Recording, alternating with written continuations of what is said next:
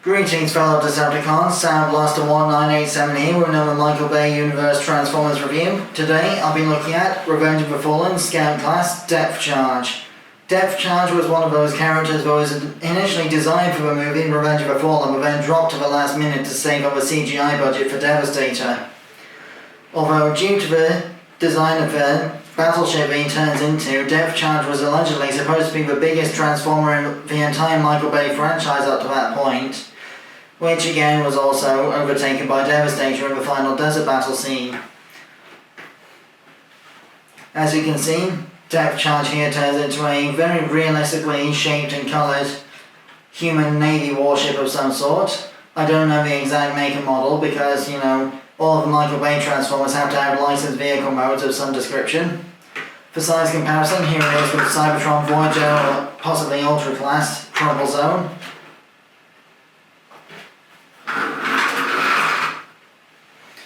So, to transform Depth Charge, since there's no actual features in vehicle mode aside from the ball-jointed rocket parts that you can reposition. So, to transform, open out these rear panels like so to become the robot hands.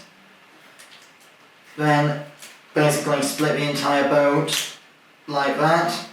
Unfold, rotate the waist 180 degrees. Bring down the conning tower and the command bridge section or whatever it's called because I don't know the way the boats are structured. Bring this down to become a heel spurs. Then use the Bayverse style digitigrade lathe to reposition everything. Split the legs in half like so.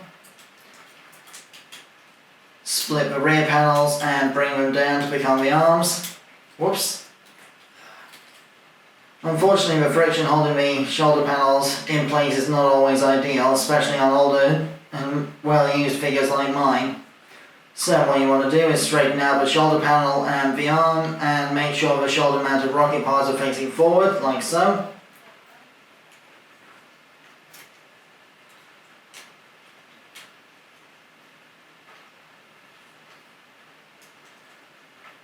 Now this last step is not 100% necessary, but it is possible to transform this guy back into boat mode with his head reversed.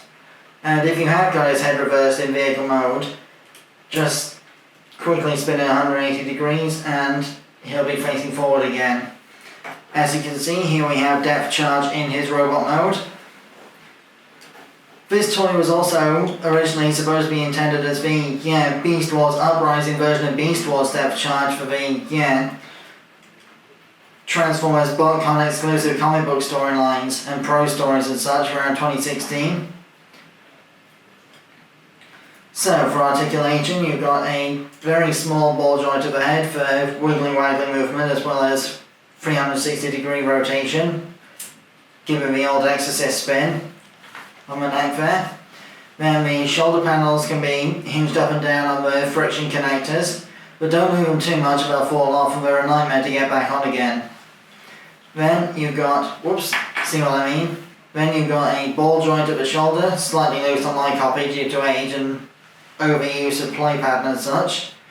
A mushroom peg bicep swivel. A double hinged elbow for some seriously bad injuries and such like, as well as for the transformation. And you've also got an opposable thumb hinge as well for the transformation. The last figure that was shown to have this kind of articulation for transformation purposes with the Armada Tidal Wave mould. Speaking of which, Legacy should be bringing out a Titan class remake of him hopefully, so fingers crossed for that. As before mentioned, the rocket parts of the shoulders are ball jointed so you can reposition them however you wish to aim at other Decepticon targets elsewhere. Then you've got a 360 degree waist swivel for the transformation, ball jointed hips, mushroom peg thigh swivel, multi-jointed knees due to the digitigrade configuration in most Bayformers, and you've also got a sort of ankle tilt type thing here which is also for a sort of battle mode floating transformation which I'll show off momentarily. For size comparison, here is Revenge of the Fallen Depth Charge with Movie 1 Real Gear Robots Longview. You have to excuse Longview, he's missing one of the binoculars lens shoulder panel things. I've had these two around the same length of time, so some of their joints have both gotten loosened over time. But without further ado, you can actually transform the boat on depth charger's legs to become a sort of floating battle platform kind of configuration.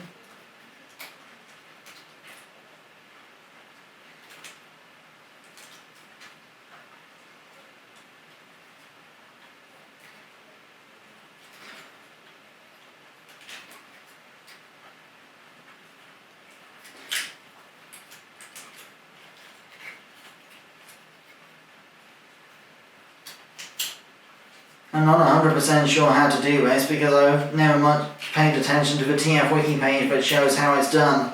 You have to watch another review to see that, I'm afraid. So, having said that, that concludes my review of Revenge of the Fallen Depth Charge. I have been Sandblaster1987. Thanks again for watching, and join me next time when I'll be looking at Real Gear Robots Longview from the first movie line. Till then, till all are one.